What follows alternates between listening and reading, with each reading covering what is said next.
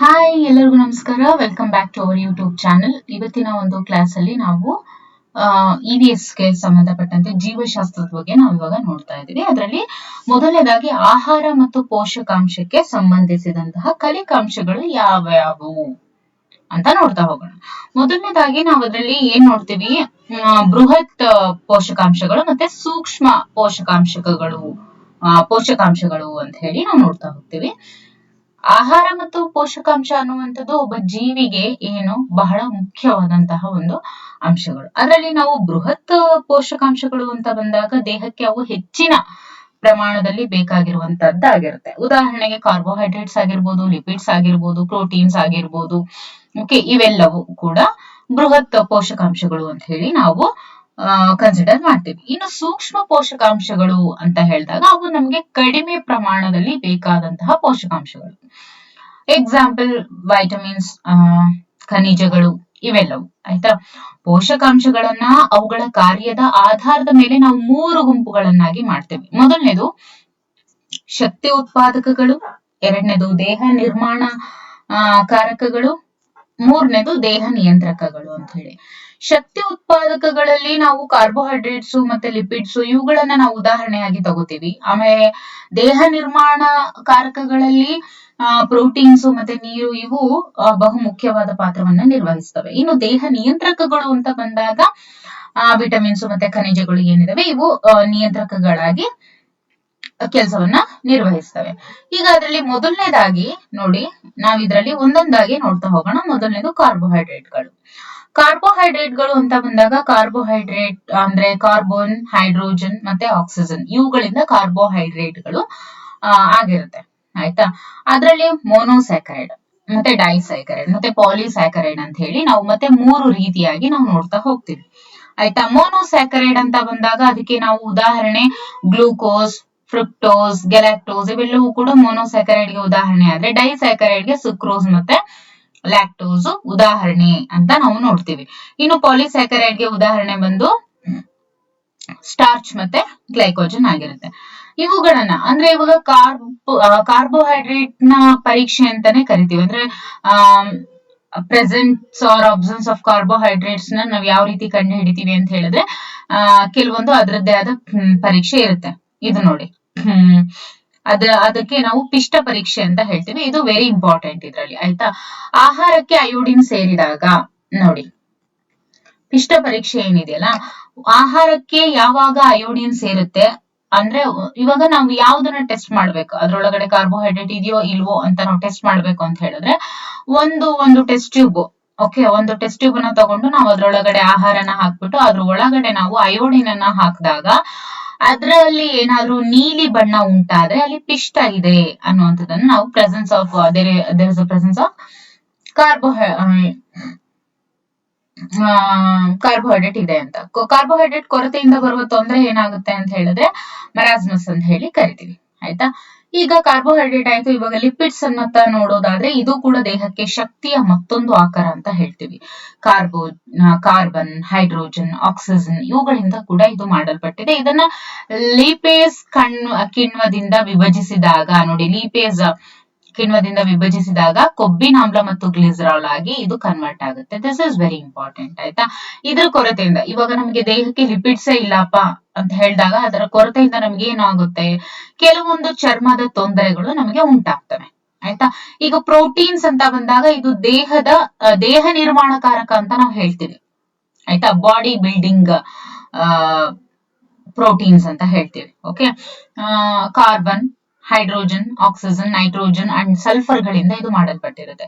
ಇದರ ಸೂಕ್ಷ್ಮ ಘಟಕವನ್ನ ಅಮೈನೋ ಆಮ್ಲಗಳು ಅಂತ ಹೇಳಿ ಕರಿತೀವಿ. ಪ್ರೋಟೀನ್ ಪರೀಕ್ಷೆ ಮಾಡೋದಕ್ಕೆ ಬಯೋರಿಟ್ ದ್ರಾವಣ ಬಳಸ್ತಾರೆ. This is very important. ಇದನ್ನು ಕೆಲವೊಂದ್ಸತಿ ಬಹಳಷ್ಟು ಸಲ TET ನಲ್ಲೂ ಕೂಡ ಕೇಳಿದ್ದಾರೆ. ಆಮೇಲೆ ಬಹಳಷ್ಟು ಕಾಂಪಿಟೇಟಿವ್ ಎಕ್ಸಾಮ್ಸ್ ಅಲ್ಲೂ ಕೂಡ ಇದನ್ನು ಕೇಳಿದ್ದಾರೆ. ಪ್ರೋಟೀನ್ ಪರೀಕ್ಷೆ ಮಾಡೋದಕ್ಕೆ ನಾವು ಬಯೋರಿಟ್ ದ್ರಾವಣವನ್ನ ಬಳಸ್ತೀವಿ. ಇದು ವೆರಿ ಇಂಪಾರ್ಟೆಂಟ್. ನಾವಿವಾಗ ಪ್ರೋಟೀನ್ ಪರೀಕ್ಷೆ ಮಾಡ್ತೀವಿ. ಪ್ರೋಟೀನ್ ಪರೀಕ್ಷೆ ಮಾಡೋದಕ್ಕೆ ಯಾವ ದ್ರಾವಣವನ್ನ ಏನನ್ನ ಬಳಸ್ತಾರೆ ಅಂದ್ರೆ ಬಯೋರಿಟ್ ದ್ರಾವಣವನ್ನ ಬಳಸ್ತಾರೆ.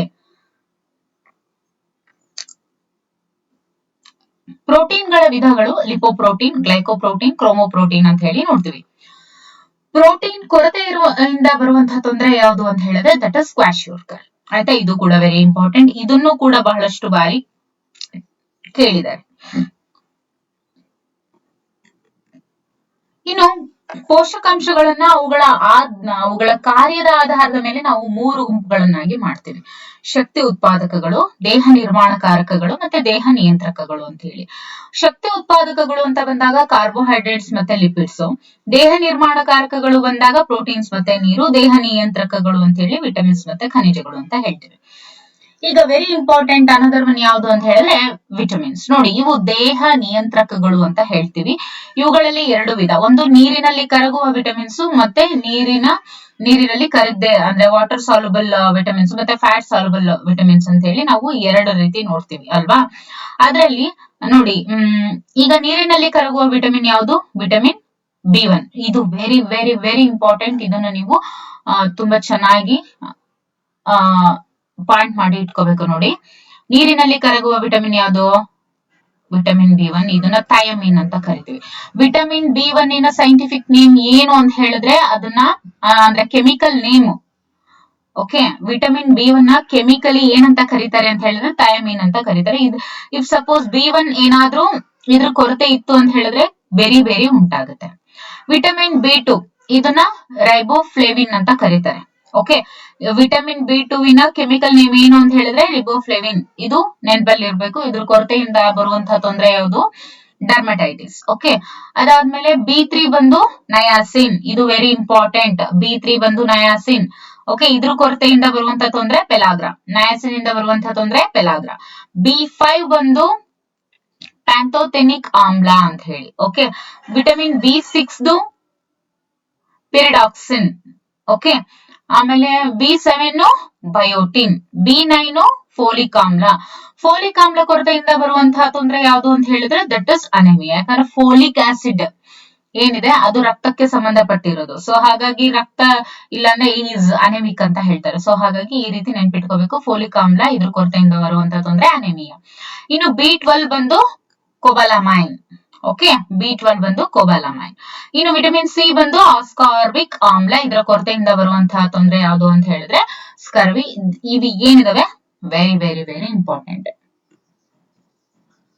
ಇನ್ನು ಕೊಬ್ಬಿನಲ್ಲಿ ಕರಗುವ ವಿಟಮಿನ್ಸ್ ಬಂದ್ಬಿಟ್ಟು ವಿಟಮಿನ್ ಎ.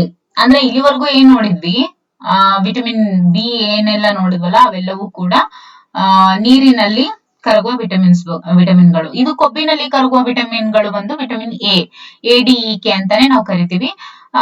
ಈ ಎ ಏನಿದೆಯಲ್ಲ ಅದನ್ನ ನಾವು ಕೆಮಿಕಲ್ ನೇಮ್ ಬಂದು ರೆಟಿನಾಲ್ ಆಗಿರುತ್ತೆ. ಇದ್ರ ಕೊರತೆಯಿಂದ ಬರುವಂತಹ ತೊಂದರೆ ಏನು ಅಂದ್ರೆ ಗರಳು. ಆಯ್ತಾ. ವಿಟಮಿನ್ ಡಿ ಕೋಲೋಕ್ಯಾಲ್ಸಿಫೆರಾಲ್ ಅಂತ ನಾವು ಕರಿತೀವಿ. ವಿಟಮಿನ್ ಡಿ ಇದು ಕೆಮಿಕಲ್ ನೇಮ್ ಅಂದ್ರೆ ರಾಸಾಯನಿಕ ಹೆಸರು ಏನು ವಿಟಮಿನ್ ಡಿ ಇದು ಅಂದ್ರೆ ಕೋಲೋಕ್ಯಾಲ್ಸಿಫೆರಾಲ್. ಇದ್ರ ತೊಂದರೆಯಿಂದ ಅಂದ್ರೆ ಇದರ ಒಂದು ಕೊರತೆಯಿಂದ ಬರುವಂತಹ ರೋಗ ಅಥವಾ ಇದರ ಕೊರತೆಯಿಂದ ಬರುವಂತಹ ತೊಂದರೆ ಏನು ಅಂತ ಹೇಳಿದ್ರೆ ರಿಕೆಟ್ಸ್, ಆಸ್ಟಿಯೋಮಲಾಸಿಯಾ ಅಂತ ಹೇಳಿ ನಾವು ಅದನ್ನ ಕರಿತೀವಿ. ಓಕೆ, ಅಂದ್ರೆ ಮೂಳೆಗಳ ಸವೆತ ಉಂಟಾಗುವಂಥದ್ದು ಈ ರೀತಿ. ಓಕೆ, ಕ್ಯಾಲ್ಸಿಯಂ ಕಡಿಮೆ ಆಗುವಂಥದ್ದು. ಇನ್ನು ವಿಟಮಿನ್ ಇ ಬಂದು tocopherol. This is very important. Vitamin ಇದು ಕೆಮಿಕಲ್ ನೇಮ್ ಟೋಕೋಫೆರಾಲ್. ವಿಟಮಿನ್ ಕೆದು ಪಿಲೋಕ್ವಿನೋನ್. ವಿಟಮಿನ್ ಕೆದು ಪಿಲೋಕ್ವಿನೋನ್. ಇದು ರಕ್ತವನ್ನ ಹೆಪ್ಪುಗಟ್ಟೋದಕ್ಕೆ ಇದು ಸಹಾಯ ಮಾಡುತ್ತೆ, ವಿಟಮಿನ್ ಕೆ. ಆಯ್ತಾ. ಇದಿಷ್ಟು ವೈಟಮಿನ್ಸ್ ಬಗ್ಗೆ ಆಯ್ತು. ಈಗ ಖನಿಜಗಳ ಬಗ್ಗೆ ನಾವು ನೋಡ್ತಾ ಹೋದ್ರೆ ಇವು ಕೂಡ ದೇಹ ನಿಯಂತ್ರಕಗಳು ಅಂತ ನಾವು ಕರಿತೀವಿ. ದೇಹಕ್ಕೆ ಬೇಕಾದ ಪ್ರಮುಖ ಖನಿಜಗಳು ಯಾವ್ಯಾವು ಅಂತ ಹೇಳಿದ್ರೆ calcium, sodium, potassium, chloride, magnesium, phosphorus, iodine, ಕಬ್ಬಿಣ, ಜಿಂಕ್ ಇವೆಲ್ಲವೂ ಕೂಡ ನಮ್ಗೆ ಬೇಕು. ಈಗ ಕ್ಯಾಲ್ಸಿಯಂ ಅಂತ ಬಂದಾಗ ಮೂಳೆ ಮತ್ತು ಹಲ್ಲುಗಳ ಬೆಳವಣಿಗೆಗೆ ಅವು ನಮ್ಗೆ ಬಹಳನೇ ಉಪಯುಕ್ತ. ಹಾಗಾದ್ರೆ ಅದರ ಕೊರತೆ ಉಂಟಾದ್ರೆ ನಮ್ಗೆ ರಿಕೆಟ್ಸ್ ಉಂಟಾಗುತ್ತೆ. ಆಮೇಲೆ ಸೋಡಿಯಂ ಇದು ಯಾಕೆ ಇಂಪಾರ್ಟೆಂಟ್? ದೇಹದ ಅಂಗಾಂಶ ದ್ರವಗಳ ಲವಣಾಂಶಗಳ ನಿಯಂತ್ರಣ ಇದು ಮಾಡುತ್ತೆ, ಅದಕ್ಕೋಸ್ಕರ. ಪೊಟ್ಯಾಷಿಯಂ ಇದು ಕೂಡ ನೋಡಿ, ಸೋಡಿಯಂ ಎಲ್ಲಿರುತ್ತೆ, ಪೊಟ್ಯಾಷಿಯಂ ಅಲ್ಲೇ ಇರುತ್ತೆ. ದೇಹದ ಅಂಗಾಂಶ ದ್ರವಗಳ ಲವಣಾಂಶಗಳ ನಿಯಂತ್ರಣ ಎರಡು ಕೂಡ ಒಂದೇ. ಕ್ಲೋರೈಡ್ ಲವಣಗಳ ನಿಯಂತ್ರಣ. ಮೆಗ್ನೀಷಿಯಂ ಎನ್ಸೈಮ್ಗಳ ಕ್ರಿಯೆಗೆ ಇದು ಸಹಾಯ ಮಾಡುತ್ತೆ. ಆಮೇಲೆ ಫಾಸ್ಫರಸ್ ಮೂಳೆ ಮತ್ತು ಹಲ್ಲಿನ ಬೆಳವಣಿಗೆಗೆ ಇದು ಸಹಾಯಕ ಆಗಿರುತ್ತೆ, ಫಾಸ್ಫರಸ್. ಅಯೋಡಿನ್ ನೋಡೋದಾದ್ರೆ ಥೈರಾಯ್ಡ್ ಗ್ರಂಥಿ ಕಾರ್ಯಕ್ಕೆ ಸಹಾಯಕ ಆಗುತ್ತೆ. ಇಫ್ ಸಪೋಸ್ ಅಯೋಡಿನ್ ಕೊರತೆ ಉಂಟಾದ್ರೆ ಗಳಗಂಡ ಅನ್ನುವಂತಹ ತೊಂದರೆ ಬರುತ್ತೆ. ಕಬ್ಬಿಣ ಏನಕ್ ಬೇಕು? ಹಿಮೋಗ್ಲೋಬಿನ್ ಉಂಟಾಗೋದಕ್ಕೆ ಸಹಾಯ ಮಾಡುತ್ತೆ. ಇದ್ರ ಕೊರತೆ ಏನಾದ್ರೂ ಉಂಟಾದ್ರೆ, ಕಬ್ಬಿಣದ ಕೊರತೆ, ರಕ್ತಹೀನತೆ ಉಂಟಾಗುತ್ತೆ. ಜಿಂಕ್, ಗಾಯ ಮಾಗೋದಕ್ಕೆ ನಮ್ಗೆ ಜಿಂಕ್ ಬೇಕು, ಆಯ್ತಾ. ಸೊ ಜಿಂಕ್ ಹೆಚ್ಚಾಗಿ ಇರೋದನ್ನ, ಏನಾದ್ರೂ ಗಾಯ ಏನಾದ್ರೂ ಆಗಿರುತ್ತೆ ಅಂದ್ರೆ ಕೆಲವೊಂದ್ಸತಿ ಡಾಕ್ಟರ್ ಏನ್ ಮಾಡ್ತಾರೆ, ಇದೇ ಅಂಶಗಳನ್ನ ಅಂದ್ರೆ ಜಿಂಕ್ ಒಳಗೊಂಡಿರುವಂತಹ ಒಂದು ಅಂಶಗಳನ್ನ ತಿನ್ನೋದಕ್ಕೆ ಹೇಳ್ತಾರೆ. ಕೆಲವೊಂದ್ಸತಿ ನೀವು ನೋಡ್ಬೋದು, ಅವರು ಸಜೆಸ್ಟ್ ಮಾಡುವಂತ ಮೆಡಿಸಿನ್ಸ್ ಅಲ್ಲೂ ಕೂಡ ಜಿಂಕ್ ಕಂಟೆಂಟ್ ಇರುತ್ತೆ. ಓಕೆ, ಅದಾದ್ಮೇಲೆ ಇತರ ಖನಿಜಗಳು ಅಂತ ಬಂದಾಗ ಕಾಂಪರ್, ಆಮೇಲೆ ಮ್ಯಾಂಗನೀಸು, ಸಲ್ಫರ್, ಸೆಲೆನಿಯಂ ಇವೆಲ್ಲವೂ ಕೂಡ ಖನಿಜಗಳು. ಇವು ಕೂಡ ದೇಹ ನಿಯಂತ್ರಕಗಳಾಗಿ ಕೆಲಸವನ್ನ ನಿರ್ವಹಿಸ್ತವೆ. ಈಗ ಇದಕ್ಕೆ ಸಂಬಂಧಪಟ್ಟಂತೆ ಬಹು ಆಯ್ಕೆ ಪ್ರಶ್ನೆಗಳನ್ನ ನೋಡ್ತಾ ಹೋಗೋಣ. ಸಾವಯವ ಕೃಷಿ ಅಂತ ಅಂದ್ರೆ ಏನು? ಕೇವಲ ಸಾವಯವ ಗೊಬ್ಬರವನ್ನ ಬಳಸಿ ಕೃಷಿಯನ್ನ ಮಾಡುವಂತದನ್ನ ಸಾವಯವ ಕೃಷಿ ಅಂತ ಹೇಳಿ ಕರೀತಾರೆ. ಸಸ್ಯಗಳನ್ನ ಮಣ್ಣಿನ ಸಹಾಯವಿಲ್ಲದೆ ಬೇರುಗಳನ್ನು ಪೋಷಕಾಂಶವಿರುವ ದ್ರವ ಮಾಧ್ಯಮದಲ್ಲಿಟ್ಟು ಬೆಳೆಸುವಂತಹ ವಿಧಾನವನ್ನ ನಾವು ಹೈಡ್ರೋಫೋನಿಕ್ಸ್ ಅಂತ ಹೇಳಿ ಕರಿತೀವಿ, ಆಯ್ತಾ. ಅದಾದ್ಮೇಲೆ ಈ ಕೆಳಗಿನವುಗಳಲ್ಲಿ ಶಕ್ತಿಯ ಮೂಲದ ಪ್ರಮುಖ ಪೋಷಕಾಂಶ ಯಾವುದು? ಶಕ್ತಿಯ ಮೂಲ ಅಂದ್ರೆ ಕಾರ್ಬೋಹೈಡ್ರೇಟ್ಸ್, ವಿಟಮಿನ್ಸ್, ಮಿನರಲ್ಸ್ ಎಲ್ಲ ಇದೆ, ಆದ್ರೆ ಪ್ರಮುಖ ಪೋಷಕಾಂಶ ಅಂತ ಬಂದಾಗ ನಾವು ಅದನ್ನ ಕಾರ್ಬೋಹೈಡ್ರೇಟ್ ಅಂತ ಹೇಳಿ ಕನ್ಸಿಡರ್ ಮಾಡ್ತೀವಿ. ಸೂರ್ಯನ ರಶ್ಮಿಯ ಜೀವಸತ್ವ ಡಿ ಯಾವುದು? ಜೀವಸತ್ವ ಡಿ. ಪಿಷ್ಟದ ಪರೀಕ್ಷೆಗೆ ಬಳಸುವ ರಾಸಾಯನಿಕ ಯಾವುದು? ಪಿಷ್ಟದ ಪರೀಕ್ಷೆಗೆ ಬಳಸುವ ರಾಸಾಯನಿಕ ಒಂದು ಅಯೋಡಿನ್ ದ್ರಾವಣ. ಬೆಣ್ಣೆ, ಕೆನೆ ಹಾಲು, ಕೊಬ್ಬರಿ ಎಣ್ಣೆ ಇವುಗಳಲ್ಲಿ ಕಂಡುಬರುವ ಹೆಚ್ಚಿನ ಪ್ರಮಾಣದ ಪೋಷಕಾಂಶ ಯಾವ್ದಾಗಿರುತ್ತೆ? ಲಿಪಿಡ್ ಆಗಿರುತ್ತೆ, ಆಯ್ತಾ. ಇವುಗಳಲ್ಲಿ ರಬಿ ಬೆಳೆಗೆ ಒಂದು ಉದಾಹರಣೆ ಯಾವುದು ಅಂತ ಹೇಳಿದ್ರೆ ಗೋಧಿ. ಹಾಗಾದ್ರೆ ಜೋಳ, ಭತ್ತ, ಹತ್ತಿ ಇವೆಲ್ಲ ಯಾವ್ದಕ್ಕೆ ಉದಾಹರಣೆ? ಖಾರಿಫ್. ಬೆಳೆಗಳ ನಡುವೆ ಇರುವ ಕಳೆಗಳನ್ನು ತೆಗೆಯಲು ಬಳಸುವ ಸಾಮಾನ್ಯ ಸಲಕರಣೆ ಯಾವುದು ಅಂತ ಹೇಳಿದ್ರೆ ಎಡೆಕುಂಟೆ. ಯಾವುದು?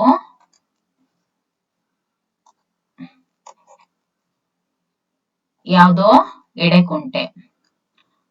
ಒಬ್ಬ ವ್ಯಕ್ತಿ ಬಿತ್ತನೆ ಮಾಡುವ ಮೊದಲು ಬೀಜಗಳನ್ನು ನೀರಿಗೆ ಹಾಕಿ ಅದರಲ್ಲಿ ತೇಲುವ ಬೀಜಗಳನ್ನು ತೆಗೆದು ಬಿಸಾಡ್ತಾನೆ. ಯಾಕೆ ಅಂತ ಹೇಳಿದ್ರೆ ಆ ಬೀಜಗಳು ಬಿತ್ತನೆಗೆ ಸೂಕ್ತವಲ್ಲ ಅನ್ನೋ ಕಾರಣಕ್ಕೋಸ್ಕರ, ಆಯ್ತಾ.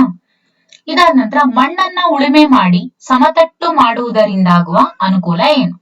ಬೀಜಗಳು ಮೊಳಕೆಯೊಡೆಯಲು ಸುಲಭ ಆಗುತ್ತೆ, ನೀರು ಸಮವಾಗಿ ಹಂಚಿಕೆ ಆಗೋದಕ್ಕೆ, ಮಣ್ಣಿನ ಹಂಟೆಗಳನ್ನ ಪುಡಿ ಮಾಡೋದಕ್ಕೆ, ಇವೆಲ್ಲವುಗಳಿಗೂ ಕೂಡ ಅದು ಅನುಕೂಲ. ಅದಕ್ಕೋಸ್ಕರ ಒಬ್ಬ ರೈತ ಮುಂಗಾರಿನಲ್ಲಿ ಭತ್ತ ಬೆಳೆದು ಮುಂದಿನ ಹಿಂಗಾರಿನಲ್ಲಿ ದ್ವಿದಳ ಧಾನ್ಯವಾದ ಹುರುಳಿ ಬೆಳಿತಾನೆ ಅಂತ ಹೇಳಿದ್ರೆ ಅದಕ್ಕೆ ಕಾರಣ ಏನು? ಅಂದ್ರೆ ಬೆಳೆ ಸರದಿ ವಿಧಾನದಿಂದ ಮಣ್ಣಿನ ಗುಣಮಟ್ಟ ಹೆಚ್ಚಾಗ್ತಾ ಹೋಗುತ್ತೆ. ಹುರುಳಿ ಸಸ್ಯದ ಬೇರುಗಂಟುಗಳಲ್ಲಿ ರೈಸೋಬಿಯಂ ಇರೋದ್ರಿಂದ. ಆಮೇಲೆ ಭತ್ತ ಏಕದಳ ಸಸ್ಯ ಆಗಿರುತ್ತೆ, ನೀರು ಜಾಸ್ತಿ ಬೇಕಾಗುತ್ತೆ, ಆದ್ರೆ ಹುರುಳಿಗೆ ಕಡಿಮೆ ಸಾಕು. ಅದಕ್ಕೋಸ್ಕರ ರೈತ ಮುಂಗಾರಿನಲ್ಲಿ ಭತ್ತ ಬೆಳೆದು ಮುಂದಿನ ಹಿಂಗಾರಿನಲ್ಲಿ ದ್ವಿದಳ ಧಾನ್ಯವಾದ ಹುರುಳಿಯನ್ನ ಬೆಳಿತಾನೆ. ಈ ಕೆಳಗಿನವುಗಳಲ್ಲಿ ಪ್ರಮುಖ ನೈಟ್ರೋಜನ್ ಯುಕ್ತ ಗೊಬ್ಬರ ಯಾವುದು ಅಂತ ಹೇಳಿದ್ರೆ ದಟ್ ಈಸ್ ಯೂರಿಯಾ. ಅತ್ಯಂತ ಹಳೆಯ ನೀರಾವರಿ ಪದ್ಧತಿ ಯಾವುದು ಅಂತ ಹೇಳಿದ್ರೆ ಸರಪಳಿ ಪಂಪು. ಇದು ವೆರಿ ಇಂಪಾರ್ಟೆಂಟ್ ನೋಡಿ. ತುಂತುರು ನೀರಾವರಿ ಇದು ಈಗಲೂ ಚಾಲ್ತಿಯಲ್ಲಿದೆ. ಹನಿ ನೀರಾವರಿ ಅದು ಕೂಡ ಚಾಲ್ತಿಯಲ್ಲಿದೆ. ಆದ್ರೆ ಅತ್ಯಂತ ಹಳೆಯ ನೀರಾವರಿ ಪದ್ಧತಿ ಸರಪಳಿ ಪಂಪು. ಈ ಕೆಳಗಿನ ಯಾವ ಬೆಳೆಗೆ ಹನಿ ನೀರಾವರಿ ಸೂಕ್ತ? ನೋಡಿ, ಹನಿ ನೀರಾವರಿ ಸೂಕ್ತ ಯಾವುದಕ್ಕೆ ಅಂತ ಹೇಳಿದ್ರೆ ತೆಂಗಿಗೆ. ಈ ಕೆಳಗಿನವುಗಳಲ್ಲಿ ಕಳೆನಾಶಕಕ್ಕೆ ಒಂದು ಉದಾಹರಣೆ ಯಾವುದು ಅಂತ ಹೇಳಿದ್ರೆ ಡಿಡಿಟಿ, ಬಿಎಚ್ಸಿ, ಪಿವಿಸಿ 2,4, ಡೈಕ್ಲೋರೋಫಿನಾಕ್ಸಿ ಅಸಿಟಿಕ್ ಆಸಿಡ್ ಅಂದ್ರೆ ಇದು ಡಿಪಿಎ ಅಂತ ಇರ್ಬೇಕಿಲ್ಲಿ. ಓಕೆ. ಆಮೇಲೆ ಕೊಯ್ಲಿನ ನಂತರ ಹುಲ್ಲುಗಳಿಂದ ಕಾಳುಗಳನ್ನು ಬೇರ್ಪಡಿಸುವ ಕ್ರಿಯೆ ಒಕ್ಕಣೆ ಮಾಡಲು ಬಳಸುವ ಯಂತ್ರ ಕಂಬೈನರ್. ಈ ಆಹಾರ ಪದಾರ್ಥಗಳನ್ನು ಲೋಹದ ಡಬ್ಬಿಗಳಲ್ಲಿ ಸಂಗ್ರಹಿಸುವುದಿಲ್ಲ. ಯಾವನ್ನ ಲೋಹದ ಡಬ್ಬಿನಲ್ಲಿ ಸಂಗ್ರಹಿಸೋದಿಲ್ಲ ಅಂದ್ರೆ ಹುಳಿ ಹಣ್ಣುಗಳನ್ನ, ಆಯ್ತಾ. ಭತ್ತ, ಅಕ್ಕಿ, ರಾಗಿಯಂತಹ ಆಹಾರ ಪದಾರ್ಥಗಳನ್ನ ಸಂಗ್ರಹಿಸುವ ದೊಡ್ಡ ಗೋದಾಮುಗಳಲ್ಲಿ ಕೀಟ ಇತ್ಯಾದಿಗಳಿಂದ ರಕ್ಷಿಸೋದಕ್ಕೆ ಯಾವ್ದನ್ನ ಬಳಸ್ತಾರೆ? ಕೀಟನಾಶಕವನ್ನ ಬಳಸ್ತಾರೆ.